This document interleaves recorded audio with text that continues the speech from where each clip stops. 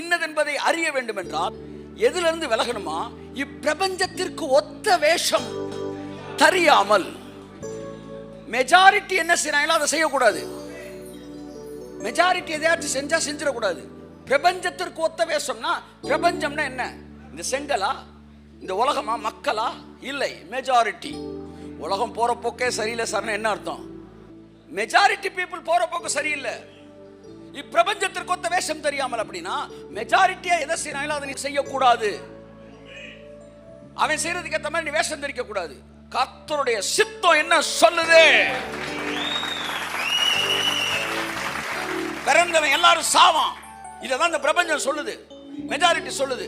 ஆனா இயேசு சொன்னார், என்னை விசுவாசிக்கிறவன் மரியாமலும் இருப்பான். கையெழுத்தே. ஆண்டவர் இயேசு கிறிஸ்துவின் நாமத்தினாலே உங்கள் யாவருக்கும் அன்பின் நல்வாழ்த்துக்கள். இந்த ஜஸ்டினுடைய நிறைய தவறான உபதேசங்களை குறித்து நம்ம ஏற்கனவே சில வீடியோக்கள் போட்டிருக்கோம். பார்க்காதவங்க போய் அதை பார்த்துட்டு இருங்க.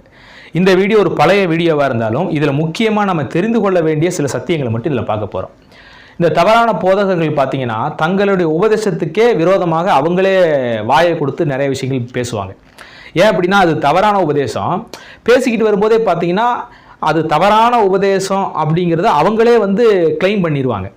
அந்த மாதிரி இவரும் பார்த்தீங்கன்னா இந்த வீடியோவில் அது எந்த அளவுக்கு இவருடைய கருத்துக்கே இவர் முரண்பட்ட கருத்தை பேசுகிறாரு அப்படிங்கிறத தான் இந்த வீடியோவை பார்க்க போகிறோம். இதே மாதிரி தான் நம்ம ரட்சிக்கப்பட்ட உடனேயே முக்காலத்து பாவங்களும் மன்னிக்கப்பட்டுருச்சு, அதனால் நீ என்ன பாவம் செஞ்சாலும் ரட்சிப்பை இழக்க மாட்ட, எவ்வளோ பாவம் செஞ்சாலும் நீ ரட்சிப்பை இழக்க மாட்ட, ரட்சிப்பு நித்தியமானது, நீ அதுக்கப்புறம் ரட்சிக்கப்பட்ட பிறகு தவறு செஞ்சால் கூட நீ மன்னிப்பு கூட கேட்க தேவையில்லை அப்படிங்கிற மாதிரிலாம் சில உபதேசங்கள் சிலர் பண்ணிட்டு வருவாங்க. அந்த உபதேசத்துலையும் பார்த்தீங்கன்னா அவங்களே ஒன்றுக்கு பின் முரணாகவும் பேசிக்கிடுவாங்க. ஏன் அப்படின்னா எப்படி அவங்க ஒன்றுக்கு பின் முரணாக பேசுகிறாங்கன்னா, எப்படி ரட்சிக்கப்படுறாங்க? ஆண்டவரை விசுவாசித்து நாங்கள் ரட்சிக்கப்பட்டோம், யார் ஒருவன் இயேசு கிறிஸ்துடைய மரணத்தை விசுவாசிக்கிறானோ அவன் ரட்சிக்கப்பட்டுட்டான் அப்படின்னு அவங்க கிளைம் பண்ணுறாங்க. அதே சமயத்தில் அதே மாதிரி ஆண்டவர் எனக்காக என்னை மீட்டிருக்கிறாரு அப்படின்னு விசுவாசிச்ச அநேக ஊழியக்காரங்க சில தப்பு செய்வாங்க பார்த்தீங்களா, அவங்களை இவங்க நியாயம் தடுத்துட்டு இருப்பாங்க. அவங்க குற்றத்தையெல்லாம் சுட்டி காட்டிட்டு இருப்பாங்க. ஏற்கதான் அவங்க செய்கிற குற்றத்துக்கெல்லாம் மன்னிப்பு வாங்கிட்டாங்கல்ல, செய்ய போகிற பாவத்துக்கும் மன்னிப்பு வாங்கிட்டேன்னா இன்னைக்கு நிறையா கள்ள ஊழியர்கள்னு சொல்கிறோம்ல, கள்ள தீர்க்கதரிசிகள்னு சொல்கிறோம்ல, இவங்க சொல்கிற கள்ள தீர்க்க தரிசனத்துக்கும் கள்ள போதனைக்கும் ஏற்கனவே அவங்க ஆண்டவர்கிட்ட மன்னிப்பு கேட்டாங்களே, அப்பயே மன்னிக்கப்பட்டுச்சு தானே. அப்போ ஏன் இவங்க கிரிட்டிசம் பண்ணுறாங்க அப்படின்னு கேட்டால் அதுக்கு அவங்களுக்கு விட தெரியாது. அதுக்கு மறுப்பதற்கு என்ன சொல்லிடுவாங்கன்னா அவங்கெல்லாம் வேறங்க, அவங்கெல்லாம் கள்ள போதனைங்க அப்படின்னு. கள்ள போதனையும் தவறு தானே, பாவம் தானே. அப்போ அவங்க மீட்கப்படும் போது அதுக்கும் சேர்த்தானே மன்னிக்கப்பட்டிருப்பாங்க, சரியான வாதம் தானே. ஆனால் இவங்க ஒரு காலத்தில் ஏற்றுக்க மாட்டாங்க. விசுவாசிகளுக்கு தான் பொருந்தும், ஊழியக்காரங்களுக்கு பொருந்தாது. ஊழியக்காரங்க தவறு செய்யும்போது அவங்க கள்ள ஊழியர்கள், அவங்க ரட்சிக்கப்படவே இல்லை. விசுவாசிகள் தப்பு செஞ்சுட்டாங்கன்னா அது அவங்க ஏற்கனவே மன்னிக்கப்பட்டுட்டாங்க அப்படிங்கிற மாதிரி பேசுவாங்க. இந்த கள்ளப்போதனைக்கு இருக்கிற விளைவு இதுதான். இதை இவரும் ஜஸ்டினும் அதை இந்த வீடியோவில் நிரூபிப்பார். இந்த கேள்வி ஒரு தரம் மறிப்பதும் சரி, அப்போ கர்த்தர் இருக்கிறார். ஒரு தரம் மறிக்கணுமா 2 தரம் மறிக்கணுமா? சரி, ஒரு தரம் தான்.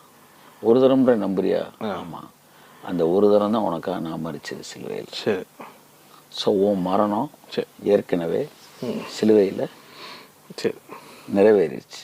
மாசு மரணம் அது ஓகே சிலுவையில் முடிஞ்சிருச்சு. சரி, இப்போ 2வது தடவை நீயே மறிக்கணும்னு நினைக்கிற. சரி, இப்போ நீங்கள் செத்தீங்கன்னா எத்தனை மரணம் தெரியுமா அது? சொல்லுங்கள் நீங்கள்.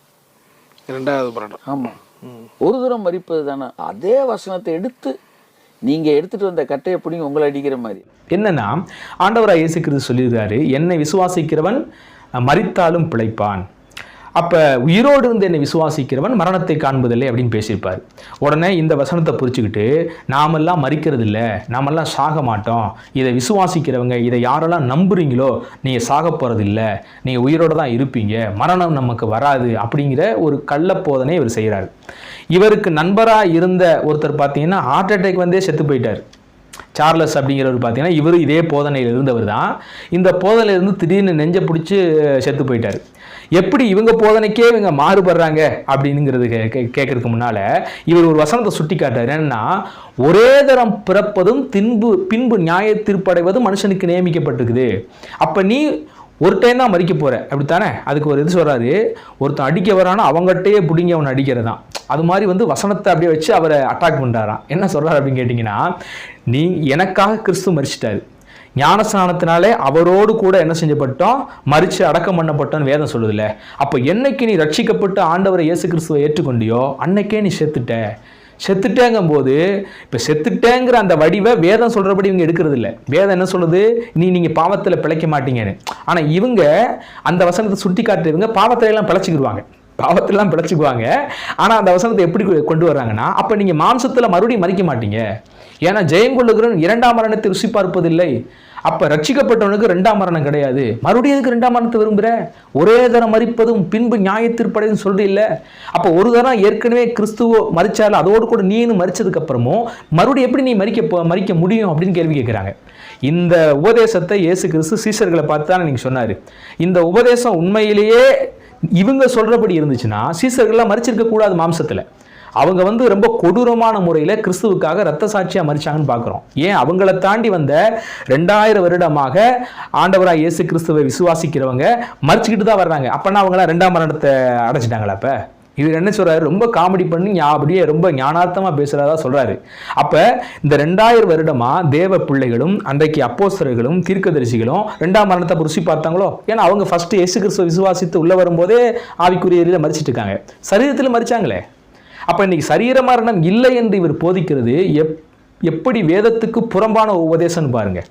இவர் உபதேசத்துக்கே பின்பு அடுத்த பதிவில் என்ன சொல்றாரு, மரணத்தின் மேலே எனக்கு அதிகாரம் இருக்குதுன்னா என்ன விளக்கம்னு ஒரு விளக்கத்தை கொடுக்குறாரு. அது என்னன்னா, மரணத்தின் மேல் எனக்கு எப்படி அதிகாரம் இருக்குன்னா, நான் விரும்பினாத்தான் மரணத்தை எடுப்பேன். இது எப்படின்னா, மறிச்சிட்டோம் அப்படின்னா தூக்கி போட்டு என்ன செஞ்சாங்க, பாடையில் ஏற்று கொண்டு போயிடுவாங்களாம். அது மரணத்துக்கு மேலே அதிகாரம் இல்லாத ஒரு தன்மையா.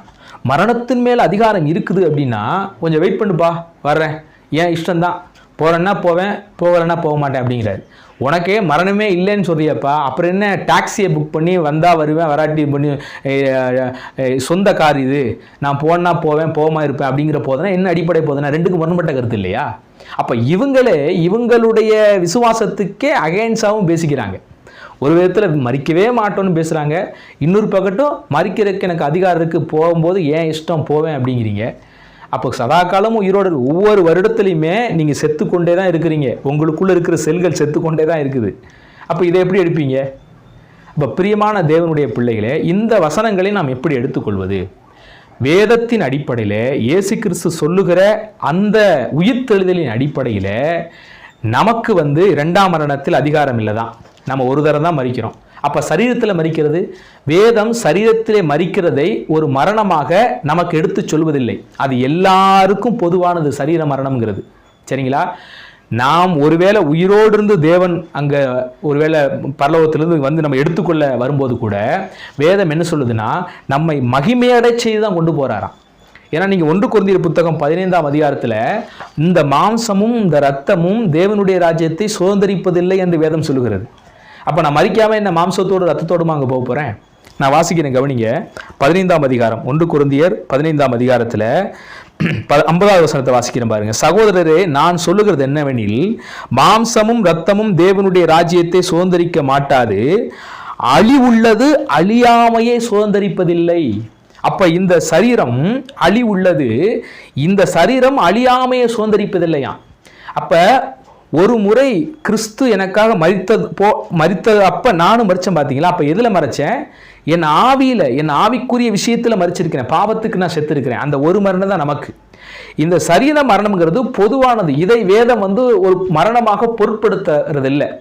அதுக்கு பதிலாக என்ன சொல்லுதுன்னா, இந்த மாம்சம் இது அழிவுள்ளது, இது அழியாமையை சுதந்திரித்துக் கொள்வதில்லை அப்படின்னு கீழே சொல்றாரு. சகோதரரே, நான் உங்களுக்கு ஒரு ரகசியத்தை சொல்றேன், நாம் எல்லோரும் மரிப்பதில்லைங்கிறாரு. எப்படி பாருங்க, இது அழிவுள்ள சரீரமா, இது அழியாமையை சுதந்திரிக்க மாட்டாது, கண்டிப்பா நம்ம செத்துருவோம் அப்படின்னுட்டு ஒரு ரகசியத்தை சொல்லுகிறேன், நாம் எல்லோரும் மரிப்பதில்லைங்கிறார். இந்த வார்த்தையை சொன்ன பவுலும் செத்துட்டாரு, இதை கேட்ட அன்னைக்கு இருந்த விசுவாசிகளும் செத்துட்டாங்க. ஆனா அவங்க யாரும் மரிக்கலை. இன்னைக்கும் தேவனுக்குள்ள அவங்க ஜீவனோடு தான் இருக்கிறாங்க. இந்த சரீரத்தை விட்டு அவங்க கடந்து போனாலும் அவங்க தேவனோடு ஜீவனோடு தான் இருக்கிறாங்க.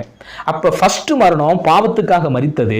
2ஆம் மரணம் அப்படின்னு எதுன்னு கேட்டீங்கன்னா, வேதம் சொல்கிற 2ஆம் மரணம் நித்திய அக்கினி கடலுடைய மரணம். இந்த மரணத்துல எந்த விசுவாசியும் போக மாட்டாங்க.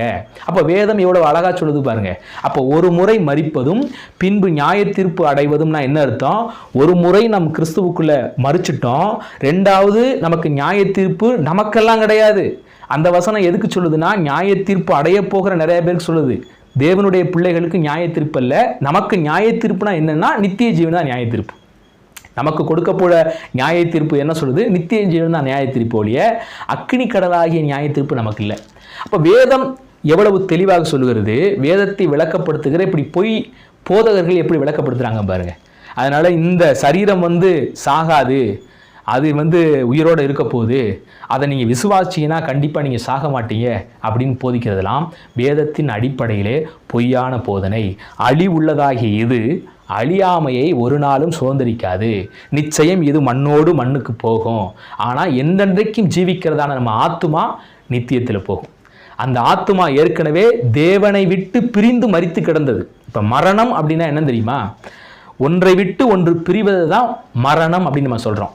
இந்த சரீரத்தை விட்டு, நம்முடைய உறவுகளை விட்டு என்னுடைய ஆவி பிரிந்து போகிறத இங்கே மரணம்ங்கிறோம். அதே மாதிரி ஆவிக்குரிய மரணம் என்னன்னு கேட்டிங்கன்னா, தேவனை விட்டு பிரிந்து போகிற விஷயத்தை தான் ஆவிக்குரிய மரணம். அதுதான் அங்கே நடந்துச்சு. எங்கே? ஏதேன் தோட்டத்தில் தேவனை விட்டவர்கள் பிரிந்து போனாங்க. அந்த ஆவிக்குரிய மரணத்திலிருந்து உயிர்ப்பித்தவர் தான் நம்ம ஆண்டவராக இயேசு கிறிஸ்து. அவர் நமக்கு உயிர்த்து பிதாவுக்கு நமக்கு ஒரு பாலமாக இருந்து இன்னைக்கு நம்மளை ஒன்றா இணைச்சி வச்சுட்டார். அதைத்தான் எபேசியரில் வாசிக்கிறோம். இருதிறத்தாரையும் ஒன்றாக்கி சிலுவையில் பகையை கொன்று தேவனுக்கும் எனக்கும் சமாதானத்தை உண்டாக்கினாராம். அந்த சமாதானம் இப்போ கிறிஸ்துவின் மூலியமாக எனக்கு வந்துருச்சு. இன்னும் 2ஆம் மரணமாகிய பாதாளம் அக்கினி கடல் எனக்கு இல்லை என்றே வேதம் சொல்லுகிறது. இதுதான் வேதம் சொல்லுகிற சத்தியமே ஒழிய இந்த மாதிரி சொல்றதெல்லாம் அது அசத்தியம். கர்த்தர் இந்த வேத வசனத்தை புரிந்து கொள்ளக்கூடிய கிருபையையும் ஆசீர்வாதத்தையும் உங்கள் ஒவ்வொருவருக்கு தந்து உங்களை ஆசீர்வதிக்கட்டும். God bless you.